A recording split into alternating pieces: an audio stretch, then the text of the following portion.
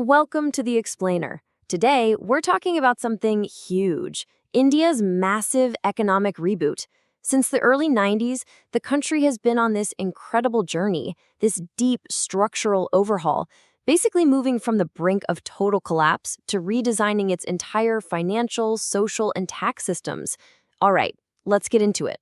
So you have to ask the big question right up front. Why? Why did the economy need such a radical top-to-bottom reboot? Well, this wasn't something they did on a whim. The reality is, back in 1991, India was staring down the barrel of a severe economic crisis that basically forced the government's hand. It was a real moment of truth. So before 1991, you had an economy that was really heavily controlled by the state. It was often super inefficient, tangled up in all these complex rules. You might have heard it called the license Raj, and it left a massive part of the population totally vulnerable. And then, bam, the 1991 crisis hits. It was the spark that lit the fire, kicking off a wave of reforms that are still playing out today. It was like they decided to hit a system-wide reset button. Okay, so where do you even start with a reboot this big?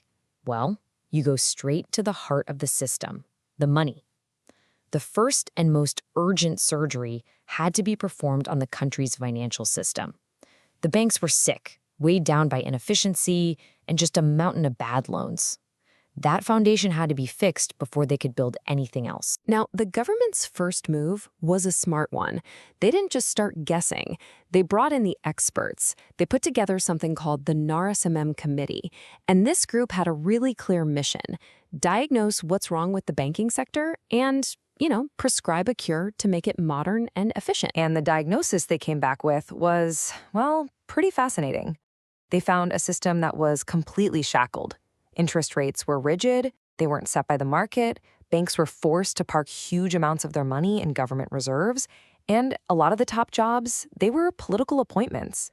So the fix was a total 180. Let the market decide interest rates, gradually lower those reserve requirements, and this is a big one: give banks the autonomy to be run by actual professionals, not by political appointments. Now, right at the heart of this whole banking mess is a term you hear a lot: NPA, or non-performing asset. Look, it's just fancy banker speak for a bad loan. Simple as that. A bank makes a loan, the person or company stops paying it back, that loan becomes an NPA.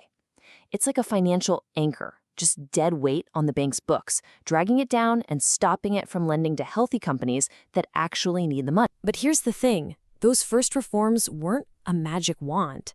That NPA problem, it just wouldn't go away. It became really clear that if you want a modern, dynamic economy, you need a fast and effective answer to a simple question: what happens when a business goes bust? You can't just let failed companies linger for years, clogging up the whole system. And that realization led to this: the 2016 Insolvency and Bankruptcy Code, or IBC. It created a clear, time-bound process. Step 1, a company defaults. Step 2, a 330-day clock starts ticking to sort it out. And step 3, and this is the key, you get a clear outcome. Either a new owner steps in to try and save the business, or it's sold off for parts. Speed and certainty. That was the new name of the game. But rebooting an entire economy isn't just about spreadsheets and corporate law. It's about people. And with a huge part of the population working in the informal sector with zero benefits, the next challenge was absolutely immense. How do you build a social safety net, basically from the ground up, to protect millions of people? The foundation for the safety net rested on 3 schemes. And honestly, the scale and the cost are just incredible. For just 12 rupees a year, we're talking pennies, anyone with a bank account could get accident insurance. For 330 rupees, you could get life insurance. And then there was the Atal Pension Yojana, a pension plan specifically designed for those informal sector workers. The whole point was mass coverage at an unbelievably low cost. But if you think that was ambitious, hold on. The most audacious move, the biggest piece of this whole social puzzle, was in healthcare. The government rolled out a plan with a truly staggering goal: to create the largest government-funded health insurance scheme anywhere on the planet. Yeah, you heard that right. The world's largest. The promise was boiled down to this one powerful number: 5. lakh rupees. Now, for an Indian family, that is a life-changing amount of money. And this wasn't a one-time thing. It was the amount of health coverage for hospital bills that each eligible family would get every single year. For millions, this meant that a serious illness no longer had to mean financial ruin. And who was this for? Okay, get ready for this number. Over 10 crore families. Now, a crore is 10 million, so we're talking about more than 100 million families, which covers a population of almost 500 million people. To put that in perspective, that is like giving a health insurance card to every single person in the entire European Union. The scale is just off the chart. Okay, so we've talked about fixing the banks and building a safety net. The third major surgery was on India's tax system. Before this, it was just a mess. A complex, costly, tangled web of different taxes from both the central and state governments. It was a massive headache for businesses and consumers alike. So the solution was built around this incredibly simple but really powerful idea. One tax, one market, and one nation. That was the motto for the Goods and Services Tax, or GST. The whole goal was to sweep away the complexity and turn India into one single unified market. So what was the biggest problem with the old system? It was this crazy thing called cascading taxes. Basically, you were paying tax on top of tax. So a product would get taxed when it left the factory, then it might get taxed again when it crossed a state line. This tax-on-tax effect just kept piling up, making everything artificially more expensive for the person who actually buys it. And GST just wiped the slate clean. I mean, just look at this list of all the taxes it replaced. You had central excise, service tax, VAT, entry tax, luxury tax. The list goes on and on. All of them gone, rolled into this one single tax. It was a huge simplification. So how did GST actually fix that tax-on-tax problem? With this really clever mechanism called input tax credit. It sounds a bit technical, but it's pretty simple. Let's say a business buys raw materials and pays tax on them. That's their input tax.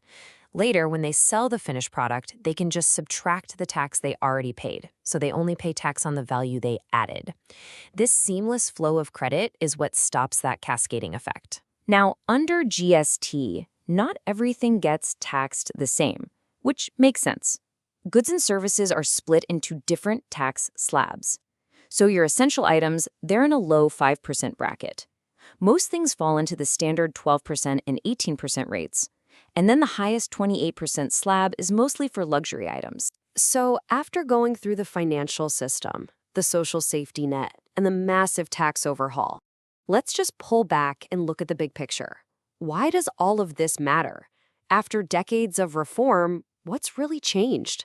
I mean, the transformation is pretty stark. You go from an economy that was fragmented, inefficient, and tangled in complexity, with almost no real social security, to one that is so much more unified and streamlined. There's a new focus on making it easier to do business, while also, for the first time, providing a real safety net for the most vulnerable people. So the key takeaways from this 3-decade-long reboot are pretty clear. It built a more efficient, market-driven financial system. It created a foundational social safety net where there really wasn't one before. It unified the entire country under one simplified tax system.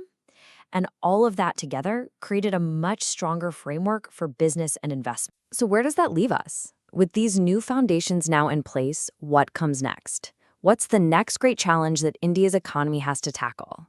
The Great Reboot may be complete, but the next chapter of the story is really just beginning. Thanks for joining us on The Explainer.